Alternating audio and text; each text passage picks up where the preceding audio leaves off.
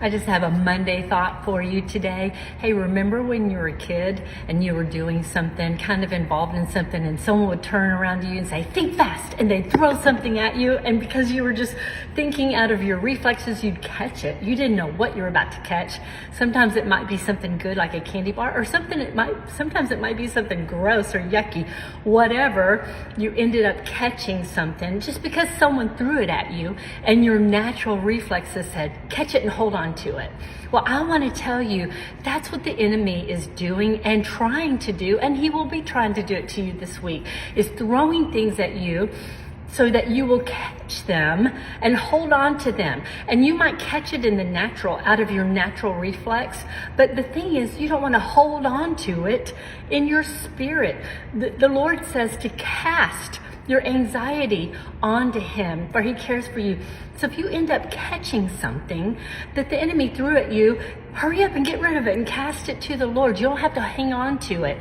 You know, this week the Lord's been talking to me about forecasting. And we know how weathermen, they are pros at this. They forecast events, and most of the nation will get them and hang on to them. Oh, it's going to be a terrible hurricane. We've got to be all upset and worried, and they're forecasting it onto people, and the enemy is hoping that most of the general masses will agree to it, hold on to it, and so that way he has legal right to bring that to pass. You know, I was thinking about the hurricane in Florida this last year, how they were saying the whole state was going to be wiped out. Florida would never be as we knew it.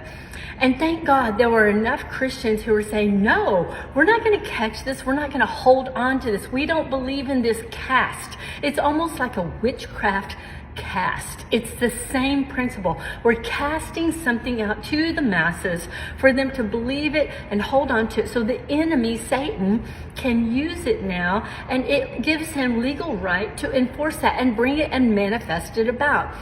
So thank God there were enough Christians that were saying, no, we're not going to receive this. We're going to pray against it. We don't believe the state of Florida is going to be wiped out. And there's a lot of things that the enemy is going to be forecasting at you that you are not supposed to hold on to, that you're supposed to cast them right back to Jesus. So I want to encourage you and prepare you for some of the traps and the plans that the enemy has laid for you this week.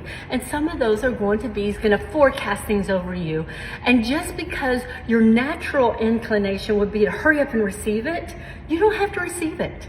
What if someone just threw something at you and just stood there and you said, I'm not going to just receive this that quickly. I'm going to think about it. I'm going to pray about it. And then I might receive it. But I'm going to weigh it before the Lord first and see what he has to say about it. Let's use wisdom this week. I have a lot of exciting things I'm going to be posting, especially you singles. I'm getting ready to send out the singles registration for the conference.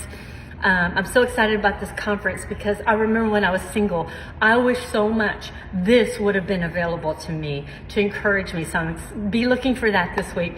Otherwise, you guys have a good week, and I'll see you soon.